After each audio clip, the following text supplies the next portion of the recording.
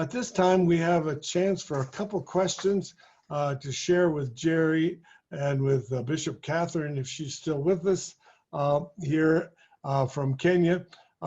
Jerry, since I see you right here, I want to ask you, what I heard you saying is that we do not know how HIV has impacted the LGBTQ community per se because of lack of data. And you also raise a whole issue of mental health in our countries. Do you want to say any more? Yes, with regard to lack of data or the impact that COVID's having in the LGBT community, I mean, we can extrapolate what we suspect the impact would be. So, for example, we know that LGBTQ people are overrepresented in the service industry. So restaurants, hotels, travel industry, and also in oddly enough, in the healthcare industry. So some of these services are ones that have been more heavily impacted either through the prevalence of the virus, but also in terms of the economic impact that the virus is having in terms of employment, people losing their jobs, being furloughed, laid off, etc. So we also know that LGBTQ people, and this varies a little bit depending upon how a person identifies within the community. So for example, whether you identify as a lesbian versus a gay man or transgender. But we know that there are certain diseases that are more prevalent in the LGBTQ community, such as asthma.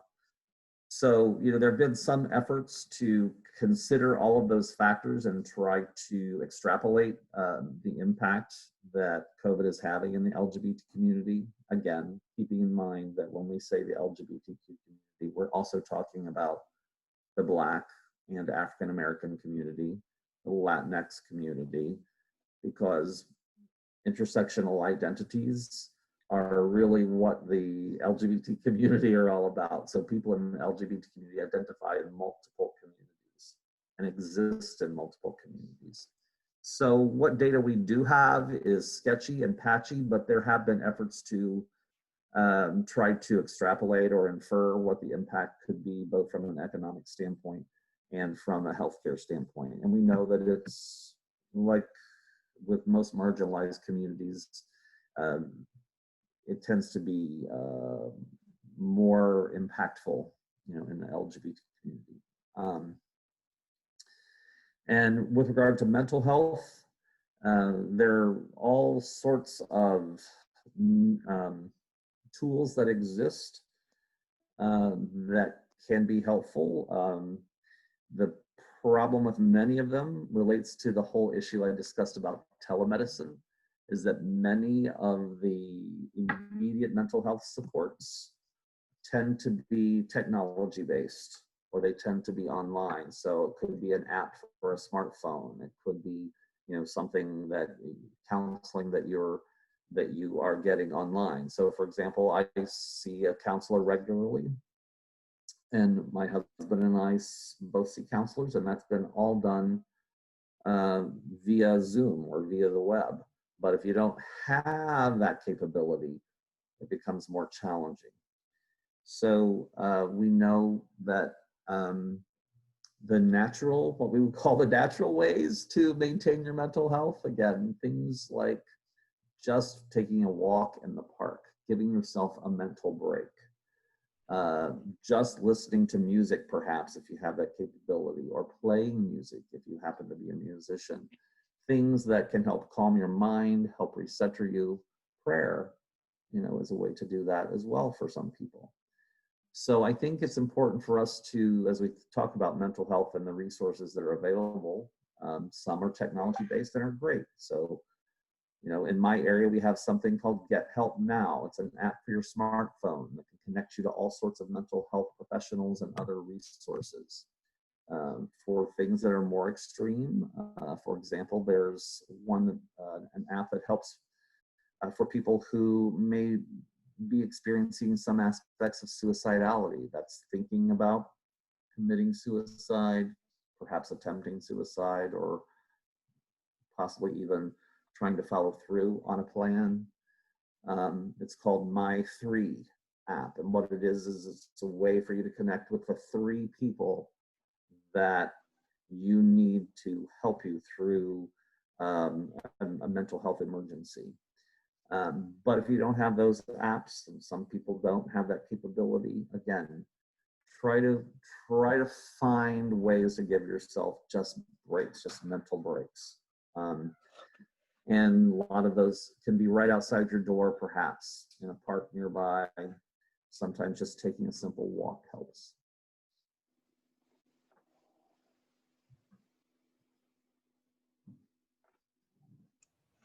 Thank you very much for that sharing. And I believe our Bishop Catherine is still with us in Kenya. It's nearly midnight there. She's staying on with us. We hope she's awake and alive. I'm sure she's vibrant as usual. Is the lockdown continuing in Kenya? And tell us a bit about the current situation there. Thank you so much. The lockdowns have much been eased.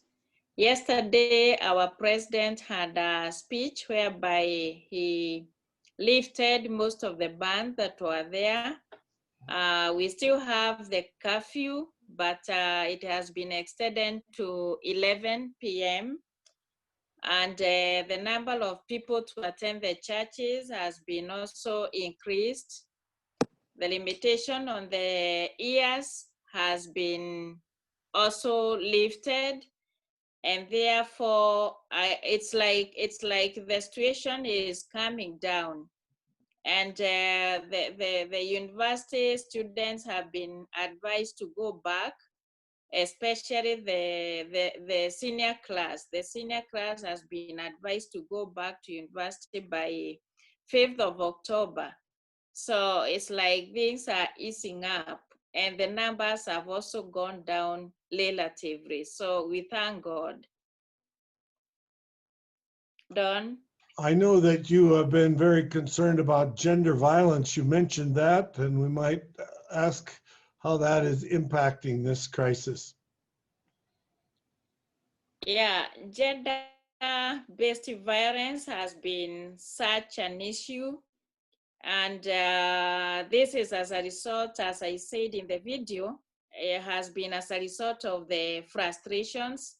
So the spouses has been projecting into their spouses. And as a result, we have had so many assault cases. We have had some suicide. We have had people that have done homicides whereby the spouse has killed the mother and the children because of the same problems. And we also have had serious teenage pregnancies whereby over 4,000 in one county of girls have become or have been pronounced that they would be able to go back to school due to teenage pregnancies.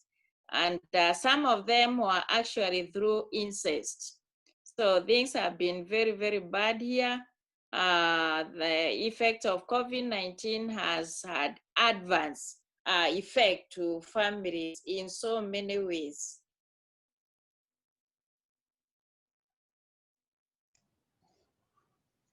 The tragedy of this COVID-19 combined with the pandemic of HIV and AIDS cannot be minimized.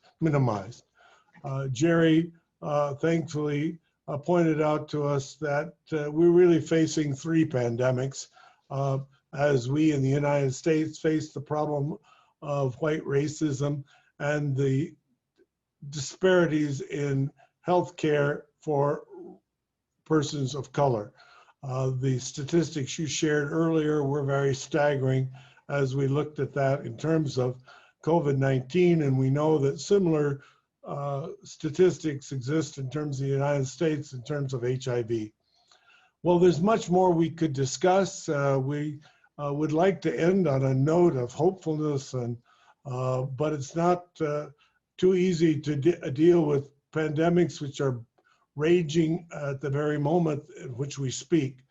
However, our fine technology has been provided today by Chin Kiang Tang, and he's also provided us music from the community which he sings with when he's in Singapore, the Wesley Methodist Church. And they're going to conclude this webinar by sharing with us a song which I guess is a Quaker song, but could be a United Methodist. It's really a Christian song. How can I keep from singing? We need to keep our spirits high. As Jerry noted, music is one way. And certainly we, people of faith, know that singing praise and enjoying the power of music is important to all of us for our own mental health as well as our spiritual health. So I thank all the participants. I thank all of you who have been watching. I thank the United Methodist Global AIDS Committee for its help in making this possibility. And now we conclude with the hopeful and powerful music of Wesley Methodist Church in Singapore, singing to us virtually in a very unique fashion. Thank you. God bless you all.